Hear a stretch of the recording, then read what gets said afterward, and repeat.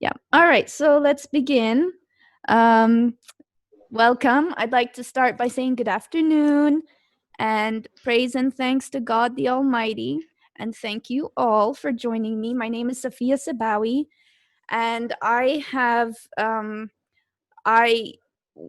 when I was I attended public school when I was little in America. I grew up in America. I'm Palestinian American.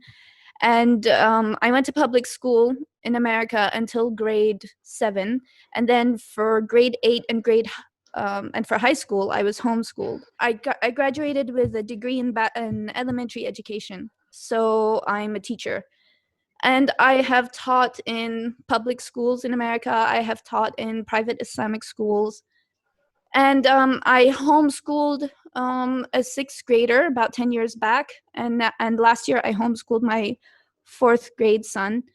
So I've seen the education system, uh, like as a child. I mean, as a homeschooler, and not, I've seen it from both sides. That the universities in America are actually preferring to accept, like top universities, they prefer to accept homeschoolers over non-homeschoolers, because they realize that children who are homeschooled are super independent and more well-rounded. Okay, so let's move on. Okay, so here on this blue side, the only one I really use is the inbox one right here. And then other than that, that's the inbox one and the courses one. These are the only ones I use for the blue one. And then for here, these are your classes. Now, what happened to us last year is that it took me so long to understand how to use all this, because there's so much, and it took me so long. And then what happened was we ended up failing a couple of classes. Not failing, we couldn't finish on time, and then we had to complete the first semester during the second semester, and we had to do twice as much work to catch up. But because because we failed so badly, I figured it out so well. So here's what you have to do. Okay, the most important thing, now here you'll see so many things. The most important thing you need to use is the grades and the modules. These two are the main two that you're going to be using. So for grades, so why do you go to grades? Because if you go to grades,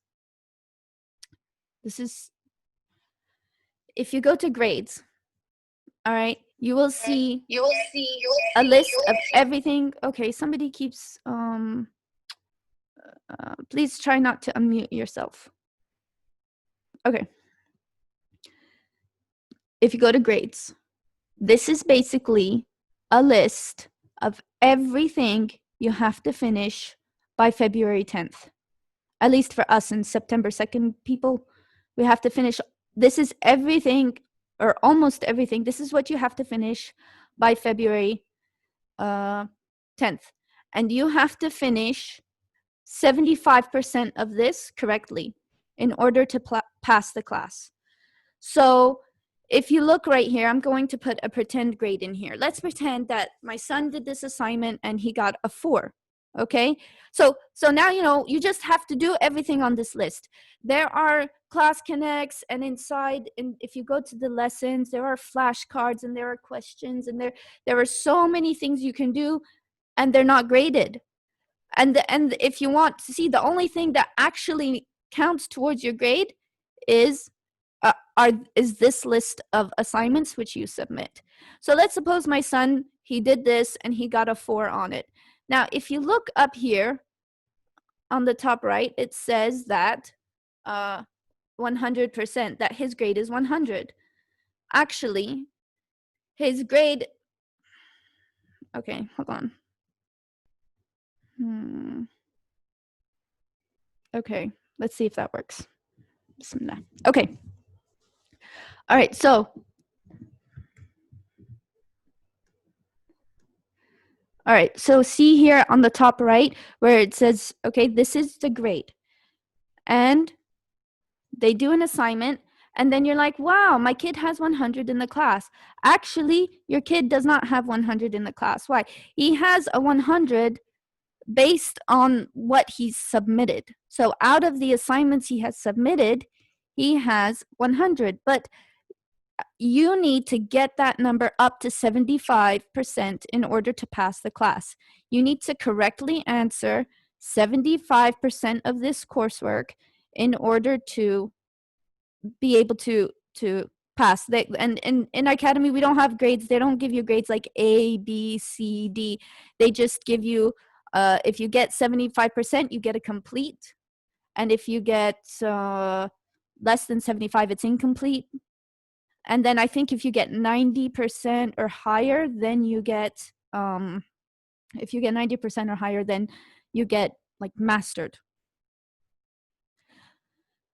So if you really want to see the actual grade that your child is and how much they have actually done in the class, you have to put zeros in all of these. And you can email your teacher and ask your teacher to put zeros in all of these. If you put zeros in all of these, then you will see that actually you have completed 0.12% of the class. And last year, Miss Lazarus, she was saying, I don't know why they don't just put the zeros in there for you. Like, there should be a way that we can do this without putting all these zeros in there. But you can get the teacher to put the zeros in there. Now you see that your child has completed 0.12% of the class, and you got to get that number up to 75. The due date to complete all of these assignments is February 10th. But then you might say, wait a minute, they gave us earlier due dates than that. But you don't have to, these are suggestions. The due dates that they give you are suggested due dates, and there is no penalty if you do not submit the assignments on the day that they want you to submit the assignment. So now you have to finish this list of things before February 10th. I really do not recommend that you spend a lot of time on these assignments that are only worth a few points. For example, this assignment is only worth 4 points. This assignment is 10 points. Right now, my total is 0.12. If I do a 10-point assignment, the score is not going to go up that high. I'm not going to get that far. And we should be doing we should be submitting 1, 2, 3, 4, 5 of these a day, either 5 language arts or 5 math or 5 this or 5 that, but you need to be completing about 5 of these a day. If you spend 1 hour on this assignment that's worth 4 points, you're going to be spending 1 hour on this assignment, 1 hour on that assignment, 1 hour, 1 hour, 1 hour. It's going to take you 5 or 6 hours to complete all the work for the day. So when you see an assignment and it's only worth a few points, first of all, it's not going to be it's not quite as important because it's only worth a few points. The assignments that are very important, it's knowledge your child really has to understand and get, those assignments are worth lots of points. So spend a lot of time on the assignments that really matter, and so that way you're not, instead of don't do 5 hours, don't take 5 hours. If this is a small assignment, try to complete it in 20 minutes. Try to complete this one in 20 minutes. Now look at this one. Look at this assignment. It's 140 points. So right now, let's look at the top. If you look at the top right, our total is 0.41. And let's suppose that you submit this assignment. Now look, now you've got 5%. So that's a lot. So see how much you can get closer to 75. So that's what we got to keep doing. We've got to really focus on these big ones. What you can do is, if you can, the best thing is try to get all your classes up to 75%. Once you get up to 75% in language arts, stop doing language arts and switch to another subject. And try to get all your subjects up to 75. That way, at least you've completed. You say, okay, I completed the courses. And then if you still have a few weeks left in the semester, then you can go back and top it off. Try to get that 75 up to an 85, 90, 95. So at least you've finished 75% of each class. You know, okay, they're not going to make me repeat the semester or continue this semester and get behind. So these are the numbers now. What else did I want to say? Like I said, if you don't submit the assignment on time, they'll give you a 0. Don't worry about that. It'll change once you submit it. And if they see a red button and it says late, this assignment is late, and they put a big red sign on there, that's also okay. It doesn't mean anything. You just submit the assignment and it's fine. So about doing the 5 assignments a day.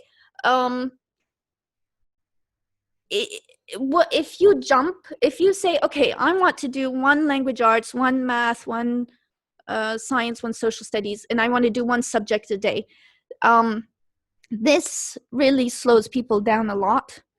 It slows you down because, hold on. It slows you down because it's hard to switch your mind when you're like in math mode, and then you switch to language arts and you're transitioning. A lot of time is wasted in transitioning. And in school, you send, your kid is outside of the house for 8 hours a day going to school. And in reality, only 2.5 hours of that time is actually spent learning the lessons. So much time in school is spent wasted transitioning from one subject to another subject, or lunch, or transportation, or electives, PE, or something else. But these really, like I said, I'm a teacher, right? Really, the amount of time we actually spend teaching your child the subject matter, it's like 2.5 hours. So if you think, oh my God, why is my day ending so early? Like, maybe you will finish some assignments and you'll finish them in 3 hours, and you'll think, oh, I must be doing something wrong. Well, you're not. And so what I recommend, instead of doing one subject, what we did was, we would do like 2 subjects at a time. I would do 2 months of math and finish everything in math. Well, not finish it, but get it up to 75%. And then we would switch to language arts, get language arts to 75%. That took another few months. And then we did 1 month science, 1 month social studies. We did that. But sometimes, of course, like if you get really tired of math, do a little bit of the other things, but we focused on 1 subject at a time. You can do that. Or you could do, this week is math week, next week is language arts week, next week is social studies. Or you can do, today is math day, I'm going to do 5 lessons of math. And then today is, now it's not lessons. You don't do 5 lessons of math. You have to submit 5 assignments, these blue assignments in the grades section. Okay, so you can say, on Sunday I'll submit 5 math assignments, on Tuesday 5 science, on Wednesday 5, like that. So it's flexible. You can decide what you want to do with that. Okay, now another tip that I would say is actually to get through this, to not be spending 6 hours a day on this stuff, is to cheat. So how can I say that? How can I tell you to cheat? What do I mean by cheating? Well, look at these, the tests and the quizzes, right? Here's a test, here's a quiz. Imagine that, okay, this child takes the quiz. Don't spend a lot of time on the tests and the quizzes. First of all, they're not as important as these big assignments. Like, these assignments are really like core information, right? But why cheat? Okay, so if you don't get stressed, don't let the child get stressed about the quizzes. Help them out if they need help, if you need to move on, if you're getting behind, help them out with the quizzes. Why do I say help them out with the quizzes? I say that because because in school, okay, first of all, in school, they give the child a textbook, right? But they never finish the book in school. right? Like, which school I've never seen a school that they've had time and been able to complete the entire textbook at one time. And then there are always like a few chapters at the end of the book that they don't get around to doing. Secondly, when you're in school and you're studying a unit, so for example, there's there's a unit on astronomy, okay? When your child, like, okay, the teacher, maybe she spends 2 weeks on astronomy and then she moves on. Whether your kid understood 90% or 50% or 30%, or if he didn't understand it at all, the class moves on. So even in school, it's not realistic that the child is going to get 100% of everything. If you will get frustrated if the kid is if you expect the kid to memorize and remember and 100% understand 100% of this curriculum. It's going to be too much. So instead of getting caught up, like for example last year in 4th grade, right, we had a unit on poetry. So we did it, but I helped him a lot. Not a lot, he wrote the poems, but I helped him out. I didn't push him. I didn't expect like an excellent perfect poem. Why? Because the math was really hard at that time when we were focusing on math. But then later, if there was like a kind of a math, it was a bit easier. It's like shapes or something. I didn't, care if he he doesn't have to get it perfect. It's okay. You know why? Because we were doing like intensely learning how to write a research paper for English for the language arts class. And he was learning bibliographies and transitions, and he was really learning. And we were really spending time and developing these big skills. So you can't do everything 100% perfectly. You'll go crazy.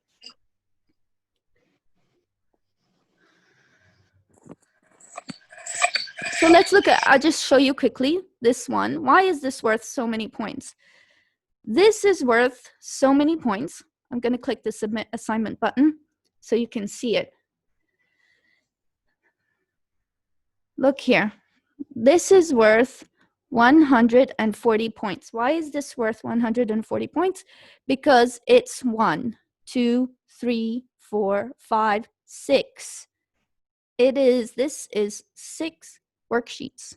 I suggest you do is you look ahead, you see what you have to submit, you can open it up, you can print the pages that you need to print. Here, the yellow star is where you find your worksheets, okay? So you print all the worksheet pages. Now I'm going to go to modules. That's the other important button. Leave page.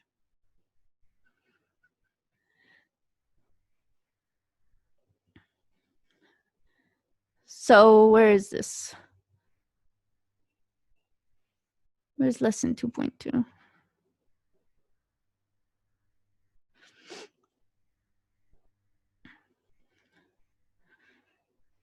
See, this is 80 points. Where's the other one? Here it is. Look, 100 points. Actually, see, these ones. So you go here, you print the worksheets, right? See this thing? This is the lesson. Imagine this is like a chapter. This is the chapter of the book. And these are the homeworks that go with the chapter. So all of these homeworks here are from these chapters. And I want to show you that a lot more clearly. I'm going to log out of my first grader, and I'm going to log back in again to the 5th grader. And I'll show you what that looks like. All right, so this is, remember, on this blue strip, the most important buttons are your inbox button and your courses button. And then you choose your class. I want to go to language arts.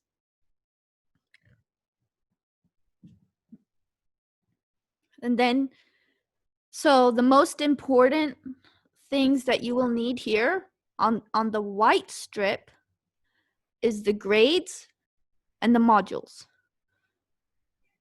Okay, so let's look at the grades. This kid here, he has, what does he have? See, look at that. That grade is telling him that his grade is 83%. His grade is not 83%. It's 83% of what he has completed, but we got to get that up. Okay. So here's a quiz. All right. It's 109. This quiz has to be submitted. So what's the best way to take a quiz?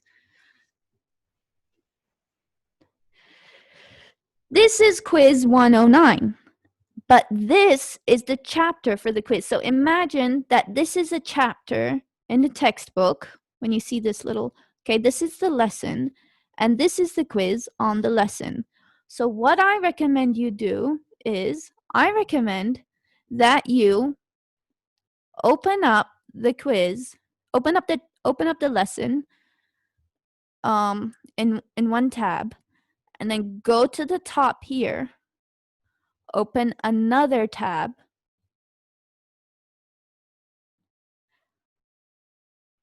okay.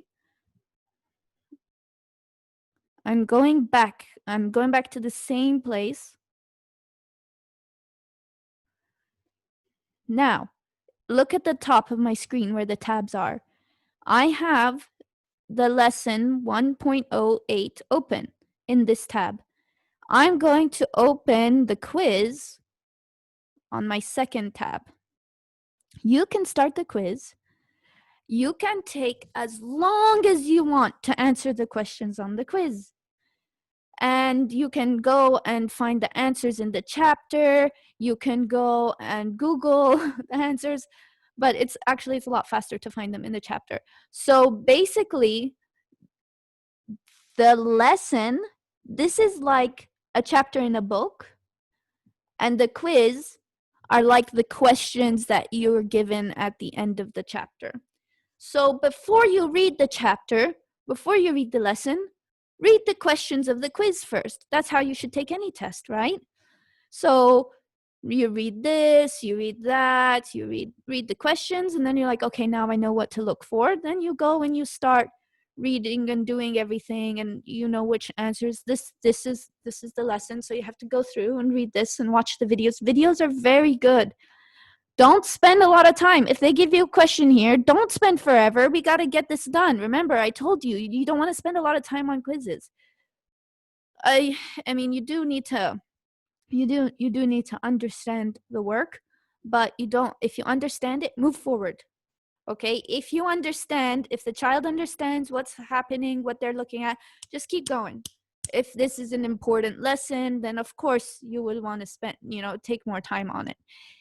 If you are the mother or the parent or the learning coach of like a first grader, kindergarten, second grader, even the third grader, you don't sit there and read all of these words to the kid. What you have to do is, because the kid, okay, hold on, so what you do, here's the thing.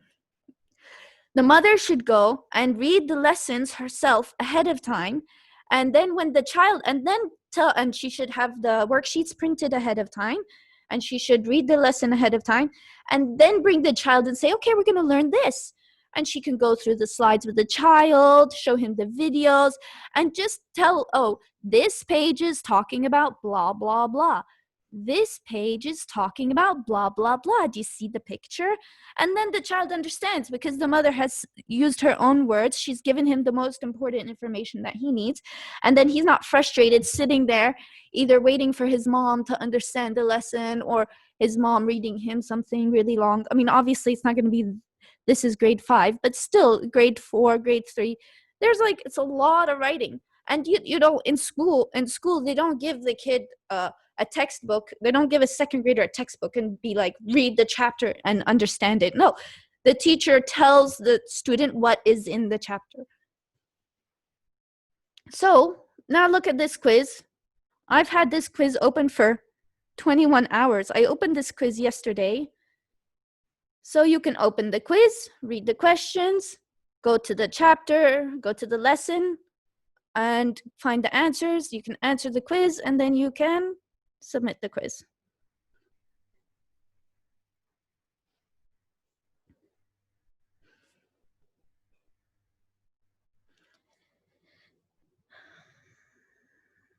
Okay, live classes. I'm just going, so we have all these live classes, right? The question is, should you prioritize attending the live classes? And I would say for most people, no. Because you can spend an hour in a live class and that's not going to help you submit those 5. You got to submit 5 things a day, 5 or 6 things a day. Spending an hour in a live class is not really helpful. Is not always a good way to spend your time, because for a lot of people, and that's because in the math and the language arts live classes, they're not actually always covering lessons. They're not talking necessarily about lessons. They're kind of doing like extra things. The live classes are really good for students who are, well, not even the live classes, but the live classes are good. I feel like they're good for ESL students.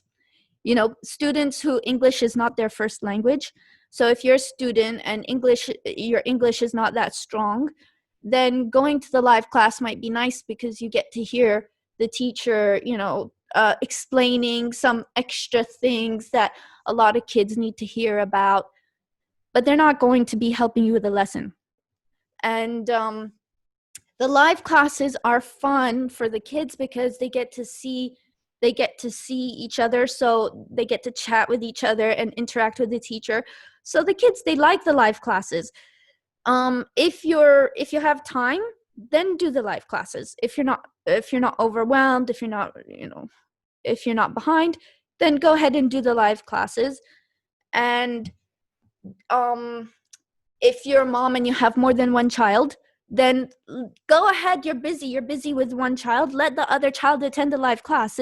Then it's not a waste of time, because they would just be sitting around anyway, waiting for you to come and help them if you have really little children, right? So that's how I feel about live classes, except KHDA classes. KHDA classes, I highly, highly recommend that everybody attends those live, because the KHDA classes, the live classes, they're actually teaching the lesson that you're going to be quizzed or tested on. So for KHDA classes, I do. And we can talk more about that, but I don't want to talk about KHD classes until the end. KHD classes are Islam, Arabic, UAE, social studies, and moral education. Look ahead at the units. Okay, so let's look here. Let's go to courses. Let's go to science. Where is science? Okay. Now we're leaving language arts and going to science. Remember, the most important thing are grades and modules. So here's grades. I want to look at the lessons right now. Let's go look at the lessons and what we're going to talk about. In science, oh, look, the solar system and the galaxy. Look ahead. Go through and see, oh, here's more solar system stuff. Oh, look, here's weather. So what you have to do is you need to go through and look at the units ahead of time. Why should you look at the units ahead of time? First of all, if you have more than one child, like I have a child in grade 5, a child in grade 3, and a child in grade 1. If they're all having a unit on astronomy, maybe I can teach all 3 of them at the same time and save myself some time, right? We can all talk about it together and have the lesson together.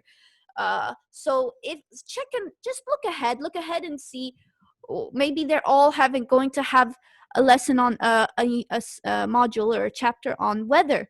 So so looking ahead is good for that. Also, what other thing looking ahead, now usually, this is what looking ahead is good for. Usually you want to do the modules in order. Sometimes they build upon each other. So it's better, more preferable to do the modules in order. but not always. For example, for my son's math class, the very last module at the very end of the math class for 4th grade, I think it was about shapes, and it was really easy. It was really kind of chill, easy unit. They showed the shapes and which shape is rotated and which shape is flipped. And so if you have a kind of a really easy unit that you see, you can use that unit, for example, when you're traveling and you want to continue doing some work, but you don't want really heavy work. So you can do that. Or if you're sick, if somebody in the house is sick or the child is sick, the parents, or something's going on, or visitors come, then you're like, oh, you know what? Maybe I'll have him work on that easy unit. So yes, so you can do them out of order. Depends on what it is. But do look ahead for that. Now, all right, we're almost finished with the important things. Okay. How to submit assignments. So here's what we covered. We covered which assignments to prioritize, and we covered well, that's it. That's all we covered. So now we want to cover how to submit assignments. And then we'll talk about the KHDA courses. And I can also take questions. I'm not like, I don't have all the answers to everything. I don't understand everything. I just know what you got to do to survive, okay? So, and then if people need to leave, they can leave. It's okay. So we'll talk about how to submit assignments, KHDA courses, and then I'll take questions. Okay, hold on a second, because I want to get my son. I want him to show you something. So this is so you can submit the assignments, but you have to do the assignment first. So you click the link over here, and then there's this activity button. So you click the activity,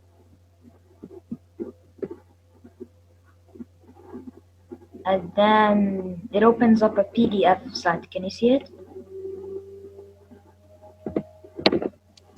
So type in your name.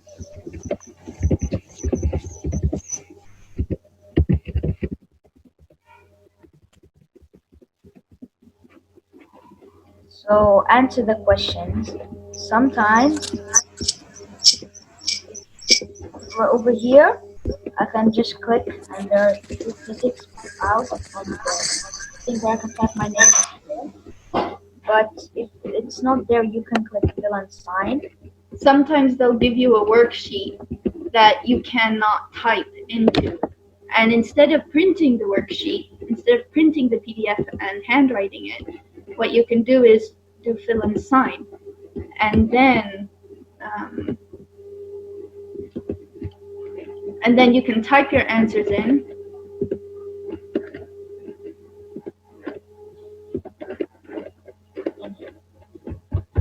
So after that, you can save the assignment. Over here is where you can save the assignment. You can save in downloads, desktop, or documents. Zakaria, how do the teachers like you to name your assignments? So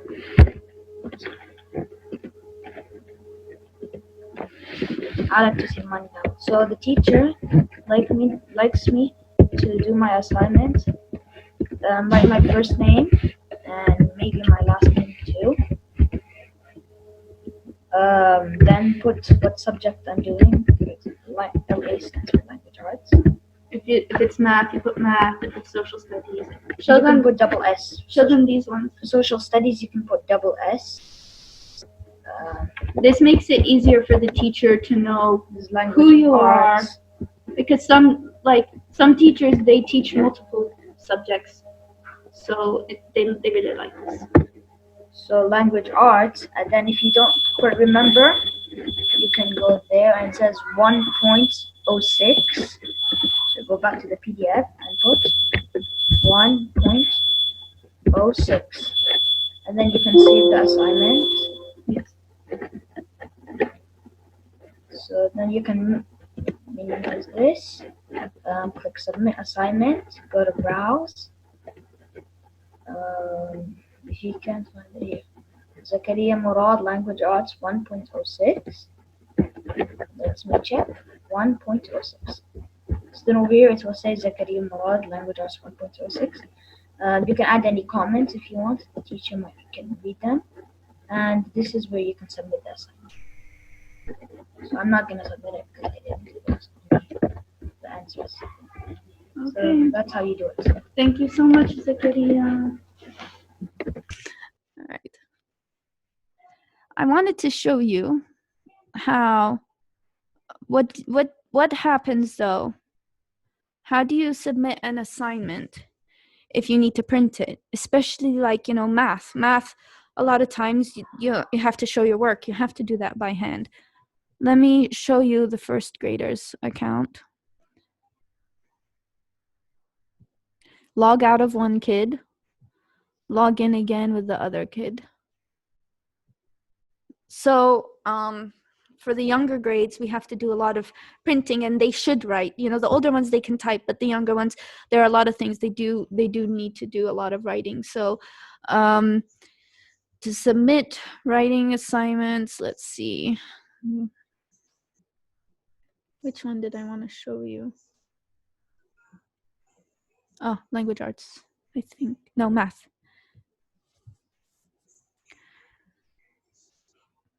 Let's go to grades. Remember, if you go to grades, that's everything you got to do. So the first, I just got to turn in all of these. That's how I get my grade in the school. So for this assignment 1.03, that's the one I want to do. So I'm going to go to modules. I'm going to, before I teach my child the lessons that go with the assignment, first I go to the assignment, I print the assignment for him, I find the worksheet, I print it for him, and then we go back and I teach him the lessons. And now we want to submit the assignment. Let's suppose that he answered it. So if you want to submit an assignment, and what you'd have to do is you have to take a picture of it. And then if it's on your computer, you just click browse. You know what? I don't even remember where I saved it. Desktop. Here it is. See how I save it with their name and the topic? Hold on a minute.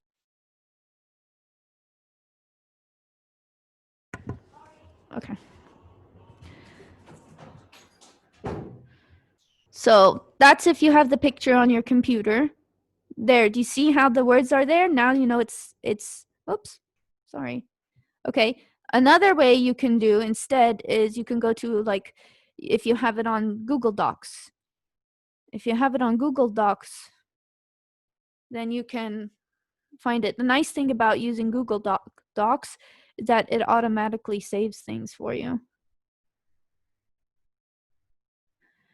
Kids, they don't always remember to save everything as they go along, and then they work really hard on something, and then it all gets deleted. How come I'm not having trouble accessing my Google Docs?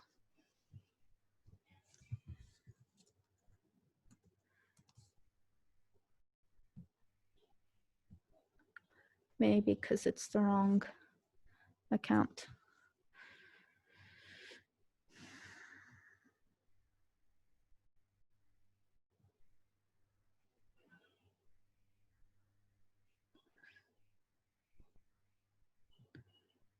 You know what? Let me show you the worksheet.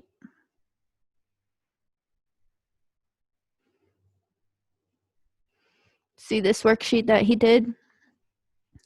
I put the picture of the worksheet into the document. So then you title the document, the kid's name, and math, whatever, blah, blah, blah.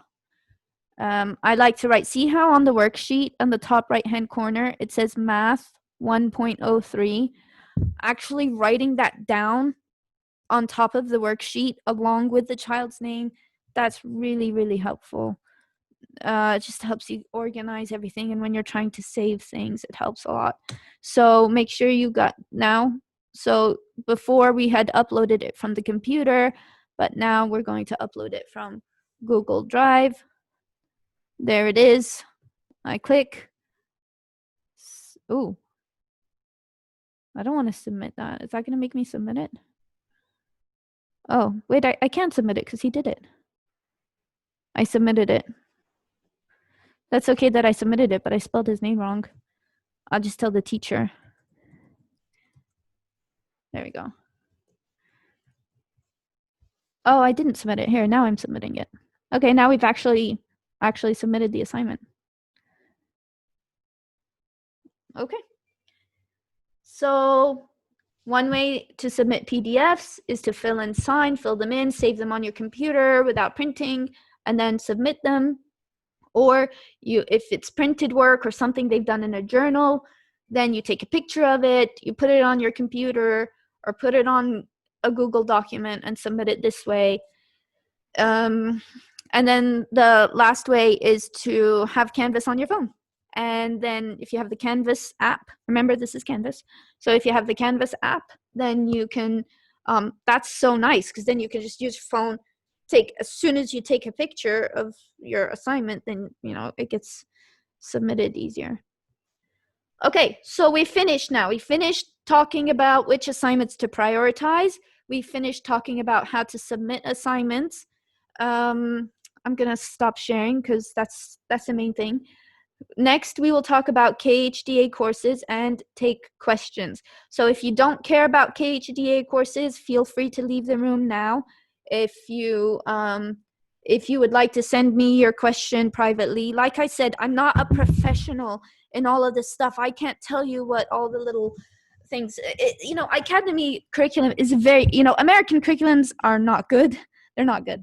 They're not rich, but iCademy, it's the only American curriculum I've seen. It's so good. It's so rich. It really reminds me a lot of the British curriculum. As a teacher, I was really impressed at how they taught. Like with math, they teach the concepts behind the math, not just rote memorization. And for language arts, when they had to do a research paper and write 5-paragraph essays in grade 4, they teach you everything step by step.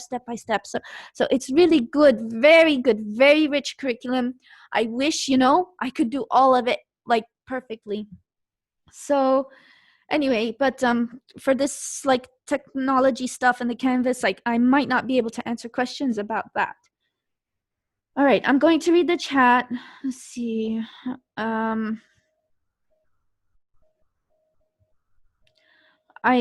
It's hard for me to teach and look at the messages in the chat at the same time. So I haven't been looking at the messages.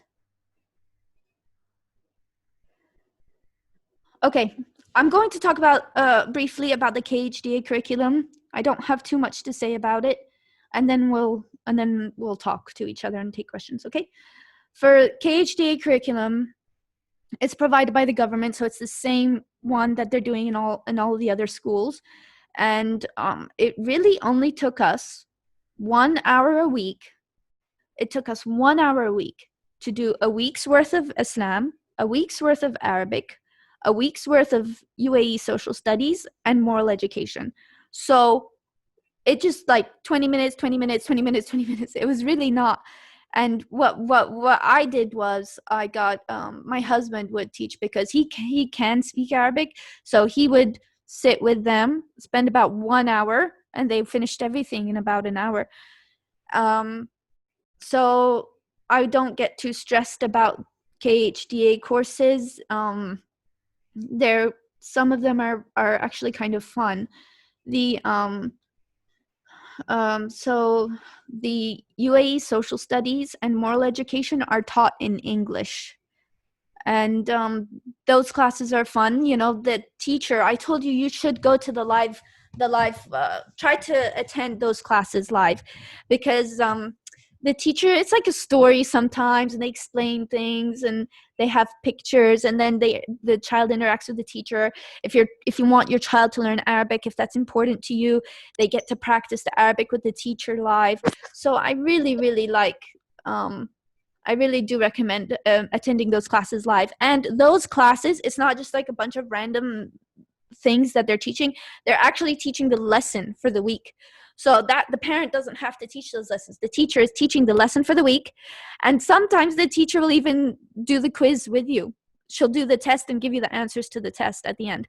The classes are recorded, so if you do miss it, it's okay. You can still, like catch up or whatever. You can still catch the recordings. But I do recommend that. So Arabic is taught in Arabic, it depends if you're a native Arabic speaker or not. But if you're a native Arabic speaker, your UAE social studies and moral education are still taught in English, but Arabic and Islam are taught in Arabic if you're a native Arabic speaker. And that's it. That's all I have to say about KHDA courses. Okay, so we're finished. That took about an hour. That's pretty good. Okay, so if you would like to ask a question, please turn on your microphone and go ahead. Just a quick question. Yeah. Thank you very much, first of all. You're A question about the grading. Does the teacher, you have changed the grading to 0 yourself. Mm-hmm. Does the teacher actually grade the assignment, and how long does it take from the time of submission? So if the assignment is a multiple choice assignment, like a quiz or a test, then a computer grades that. If the assignment is a handwritten assignment, then the teacher, it's not a test or quiz, but it's an actual assignment or a journal or a project or a spelling test or something, then the teacher themselves is the one who they open it up, they look at the picture, like that picture I sent you with the fish, the math, they check it. So the teachers, and they're one thing I really was happy, I was very pleased with iCademy. They graded our assignments pretty quickly, like a day and a half, and the assignments were graded. Usually in one day the assignments were graded. And the teachers are so nice. Like if you didn't understand something, they reply so fast. At least last year. I don't know, now this year there are like twice as many students in the school. But last year, before you submit an assignment, you can just be like, I don't get this question, or the assignment is unclear. They will reply so fast. And if you submit it and you didn't do a good job, like you didn't like the grade they gave you, so then you can just ask them, hey, what do you want me to fix? How can I change it to make it so my grade is better? And then you get a chance to resubmit the assignment. Thank you very much. I have another question. Somewhere I read that the parent or learning coach needs to mark an attendance. Do we have to actually do it somewhere? And does it matter which part of the day does the student study? For example, some were writing in a WhatsApp group that they are studying from 9 o'clock. Some were writing in WhatsApp group that they were studying from 9 o'clock in the morning till, let's say, 1 o'clock afternoon. Can we select a different timing, let's say 10 to 2, or do it at different hours of the day? Yes, you can do it at any time in the day or night. I don't know how they check the attendance. Last year I thought that as long as the assignments are getting submitted, they know you're there and they know that you're progressing, you're around. But I was listening to the orientation recording yesterday. I wonder if they can tell if we even log in or have not logged in. I don't know. Can they tell if we're reading our messages or our emails or not? I don't know. They know if the kids have logged in or not. They do? That is, certainly in high school and mid school, they know if they have logged in for, say for instance, last year my kids are all older, so for the exam side of things, you would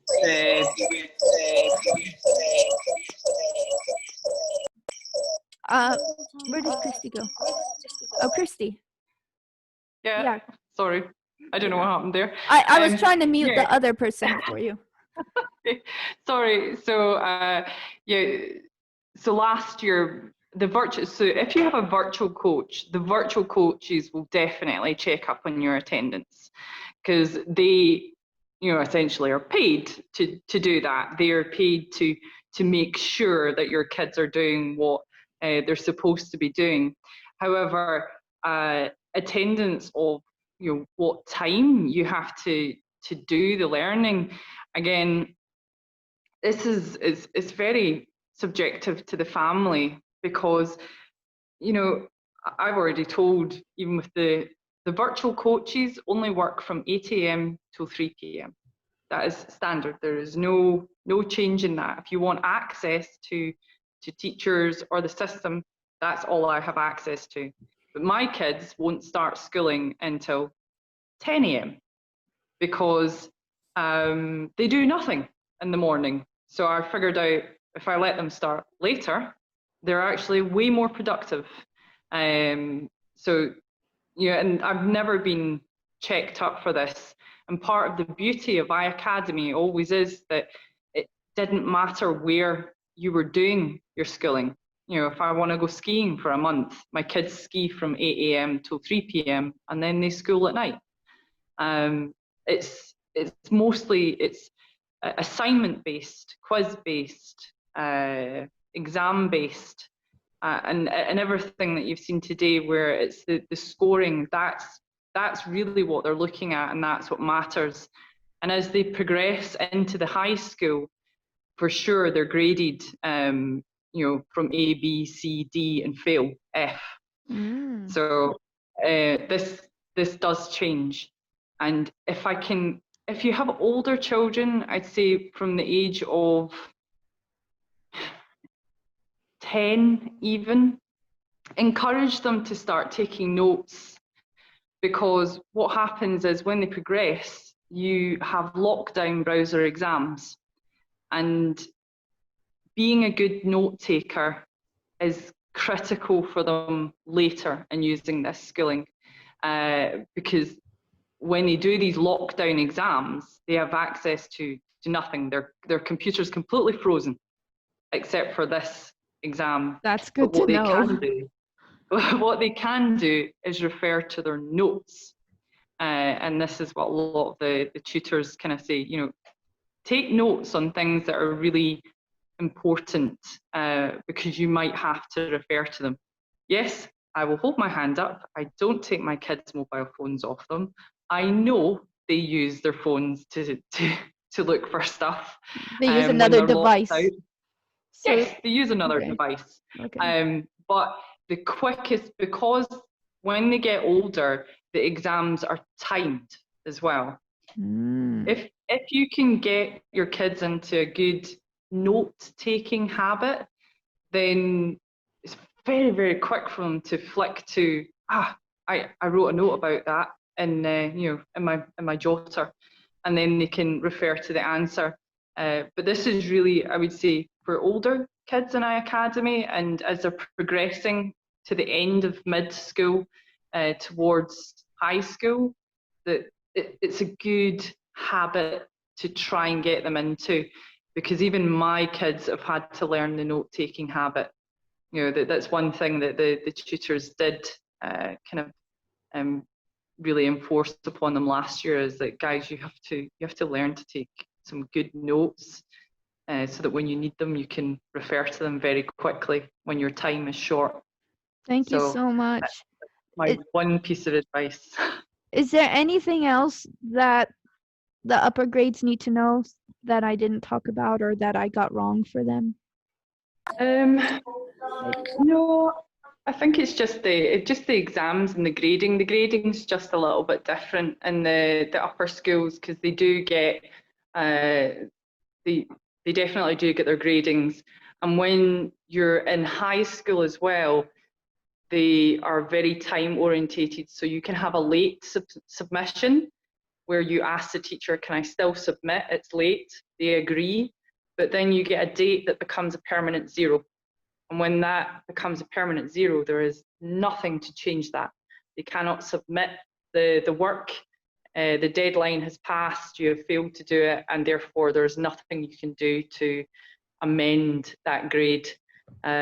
So when you have kids in the senior years, that's one of the things to watch, is their timekeeping on submissions, because it's not as lenient as the younger grades. They'll end up with permanent zero, which affects their grades, and then they have to do extra work to try and catch it up. Thank you. Kirsty, you mentioned that in high school they have an examination. Is it starting from grade 10 onwards? And do they have it? Do they have to do it at the end of the year? Because my son in grade 10, so I'm just trying to figure out, to take all the advices as well that you've given just now. What I'm not clear about, because I'm coming from British curriculum, is when is the first examination? You'll have, when you look in the curriculum, the syllabus, you'll see there's like an end of term exam in it. So you have all these quizzes, and then you have an exam at the very bottom. I can't remember if they call it exam, but that is the one that becomes a lockdown browser exam. So it's not that they have to sit it on a certain day, they have to sit it before a certain date or before a certain deadline. And as I said, it's locked down, it's timed, and when they submit it, it's final. That's it. But there's nothing, they don't have to go to a specific place to have their exams. My kids did all their exams here during lockdown, because again, as I said, they're relying on the fact that your kid has a laptop, one, and not an iPad beside them, and that it's completely locked out from everything else. And while that seems a little bit daunting as well, because we did lose Wi-Fi, we have lost electricity during exams, but they're very good.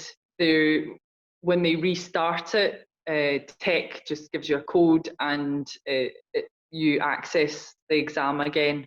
So it's not like everything's lost and it's a total disaster. So they have things in place for that. And again, if you're make this point, my daughter, my eldest, is dyslexic, and iCademy have been amazing, fantastic with her. In fact, her grades have never been so good. But on that as well, because she is dyslexic, the teachers allow her additional exam time.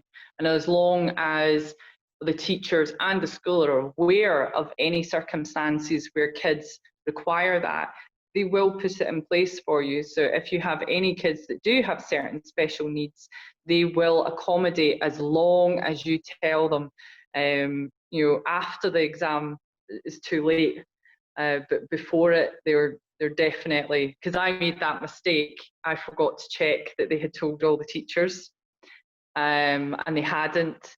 And in one of her exams, she was just so far behind, because it takes her so long to go through a sequence of processing, reading. She reads and forgets. So with some things, it's easier if we sit beside her and read her the question, and then she tells us the answer. So they will be good that way and help you. But the exams, again, they're pretty straightforward, and just some good note taking for the upper classes is the best way to go ahead. Kirsty, are you the one who set up all these WhatsApp groups and the Facebook group? I didn't set up the WhatsApp group. Somebody else did. I was just made an admin. I did the Facebook group because I I like information to be in one place. And Thank so you many so people much were for that. asking, they Thank were you asking the for same initiating question. that. It just kind of made a domino effect of like good things and support. Just one thing. Yeah. Thank you so much. If it's one thing that's been good this year, I have to say, is that look, this entire support has not been available before. Parents have not come together to speak about iCademy or their kids being there and what we have to offer each other. And I'm really happy to see it this year. It's lovely, and everybody's putting their information in, and the parents who are on this call, they'll learn this year, and hopefully they'll engage, even if it's a small thing like telling us, oh, there's a football class starting in this area, and they're looking for kids, so anything that people have got to contribute over the years, absolutely brilliant. And I think this has been fantastic. At least I get to see how everybody's doing anything as well. And thank you very much. You're very brave getting your son to help you. Oh, you're welcome. I never work with animals or children. Something normally goes wrong. Now, somebody, yeah. Well, I was right there, so if anything went wrong, I could fix it myself. But some people were asking about electives, and they were wondering if they should or shouldn't sign up for electives. What do you think about electives? So my youngest, my 13-year-old, has signed up to take electives this year. She's doing the art electives, and mostly because the virtual coach thinks, yeah, she did quite well last year. She can add them. I mean, the one thing to bear in mind is, look, if the electives are too much, you can drop them. It's not going to affect the overall school grade, because it was an elective. It was an additional. It's an additional. So, if you find you start an elective and actually is badly affecting the rest of the classes that are happening, drop the elective. Drop it. When my eldest started, they thought she could handle more than she could, and she had electives. And about 3 months in, we had to drop all the electives because she wasn't coping as well as we expected, and it was better for her to concentrate on what she actually had in front of her. So I think the electives are good as long as you can help in some way. Some of the electives are pretty far out there in terms of subjects. I think there's even, for in the older ones, I think there's a criminal justice or criminal law one, which sounds fantastic if your kids watch CSI on the TV. But I looked at the course and thought, I cannot give you one stitch of help with this. Like, if you're stuck, I really don't know. Google is your teacher, and that is it. So I think the only thing with electives is just bear in mind that it's still something you have to kind of help with, and can be quite specialist. But if you're in doubt, don't take them. Do it next year. So Add an elective next year. Natalia is asking in the chat, how do you drop it? Do you just inform the school and they remove them? And then Sarah asked, they told us we must drop electives by 30 days. Is there a consequence to dropping past that time? I'm pretty sure my daughter dropped hers after 30 days. I think the school are pretty flexible. If you talk to them and there's a relevant reason for dropping it, then they will help you. In my case, my daughter just couldn't. It was their health reasons as well, and everything was being effective. So it just, they were the ones that actually said we need to do this to save everything else. So I think your first point of call is always, if you're struggling with anything, just get on the phone and speak to your assigned advisor. Go through it, and ask. Yeah, what I have to say about electives is that if I don't like the idea of taking electives because I don't want more deadlines or more pressure or more classes to juggle.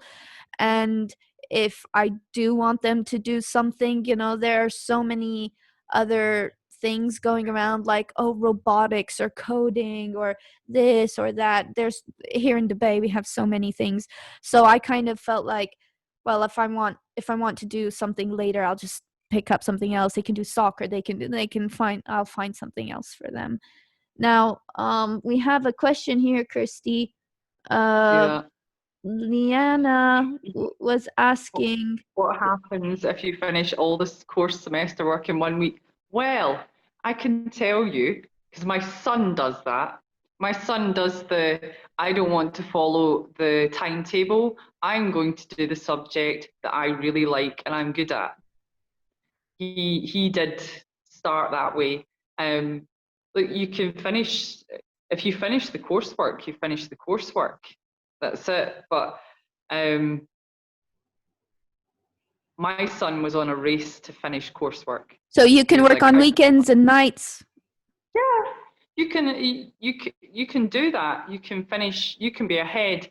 I mean, like, so last year we wanted to go to Lebanon skiing for 2 weeks during school semester because it's when the slopes are the emptiest.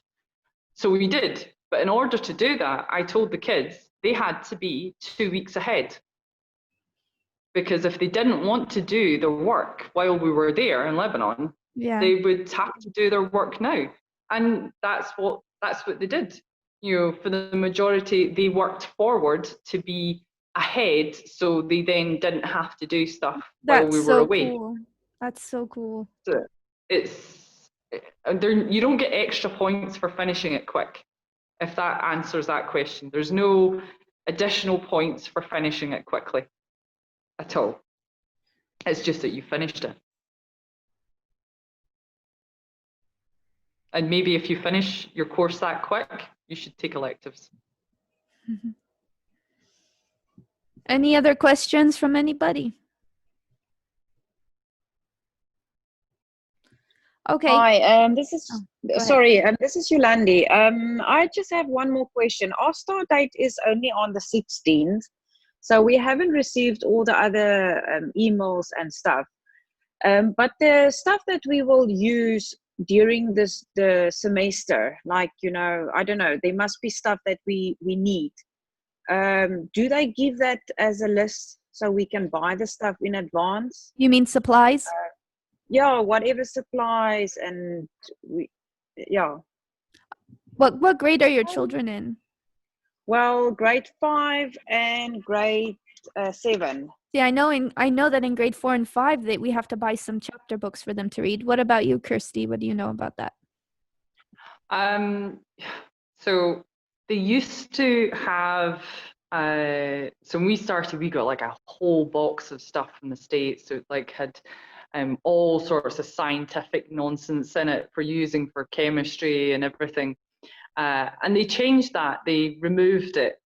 And now a lot of the stuff that we need, to be honest, ends up being general household materials.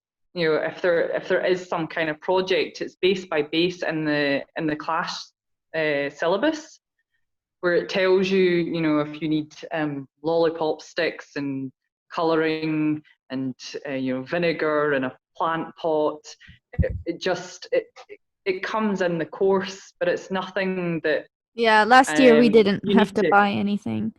But you know, Kirsty, last year we had some in science, they really good experiments and things we had to do, but I'm not seeing that as much. Have you looked ahead at the science classes? Did you notice that it was more just exams?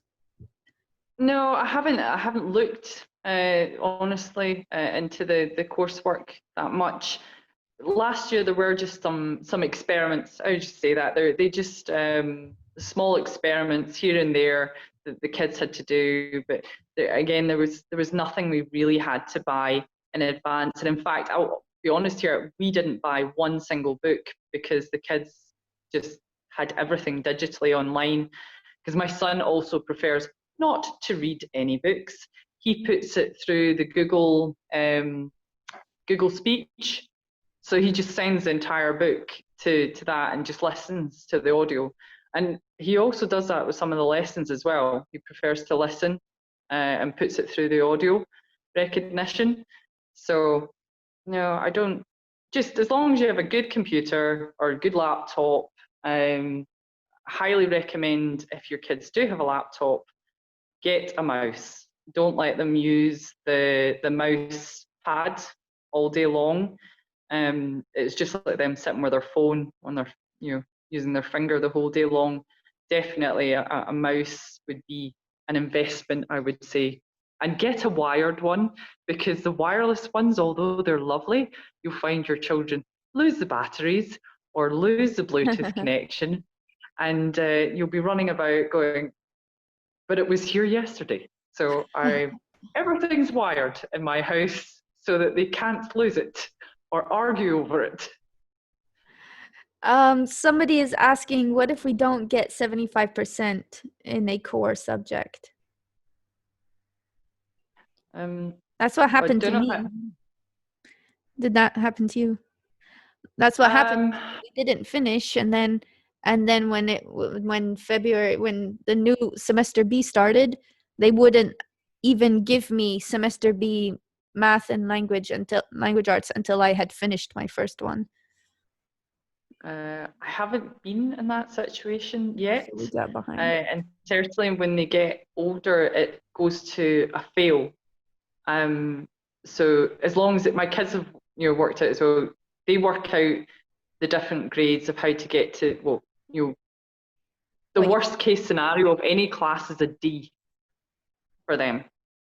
And so they don't give you chances in the older grades then. No, they don't. It's this is what your grade is, but you have to. So they'll set out a graduation plan when your child enters into high school, and that graduation plan will contain all the points that are required to graduate. So unlike in the UK, where you sit exams and you have you get an A in English or a B in maths and a C in geography, that's not how you graduate from an American school. You graduate based on a point system of passing X amount of subjects. So when your kid goes to high school, they'll be given a graduation plan of what they have to do to graduate, pretty much as they would in uni, I suppose. So like GPAs, they have GPAs. Yeah, and through the year, I assume they'll do it again this year. You'll get MAP testing, which shows the progress of your child. They do a test over a number of days, which allows the school to then tell you, is your child at the right progress for their age and their grade. So I think everybody gets that, and they do it twice a year. I think before Christmas and then in May, I think, for the testing, or April. Yeah. Somebody's asking, do we buy books for KHDA? No, they send you a PDF of the entire book, right? Okay. Yeah. And then some non-Muslims are seeing Islamic studies in their course list. So what is that, right? I don't know, actually. I think my kids had what was classed as moral studies and Arabic. Moral ed. Yeah, moral and Arabic. That's it. So I would check with them. Yeah, they should message the teacher, right? Yeah, message the teacher and see, but I'm sure it's supposed to be moral. Maybe they've just named it wrong. I don't know. Maybe KHD have told them they have to name it Islamic Studies instead of moral to meet a requirement. Just check, ask them. Can you do the next semester? Yeah, go ahead. No, because they won't release the coursework. So it's, as far as I'm aware, it's semester by semester. You can't finish like an entire year in a couple of months. Also, then the teachers would be all over the place grading, and then, right? Like they'd have to grade papers from here and from there and from there. And there are no Yeah. class connects or anything, so I guess they try to synchronize that a little bit by Yeah. keeping everybody on the same semester. And that's a point. If you finish a whole class really quick, it doesn't mean that the teacher will grade it that quick. It just means you're finished. That doesn't mean that the teacher will go in and grade your entire course if you finish it in 1 week. The teacher may decide not to grade it, but grade it bit by bit as they're going on. That's certainly something to think about. We had Laura Lazarus, and she was so good. She worked so hard. Yeah, I think it can just kind of depends who you have. Yeah, depends. But, we had a teacher last year who was not replying very well to the emails, and then she left, and they replaced her. Yeah, I'm wondering if there was. We only had one issue last year, and it was with a teacher who I don't believe is with the school anymore.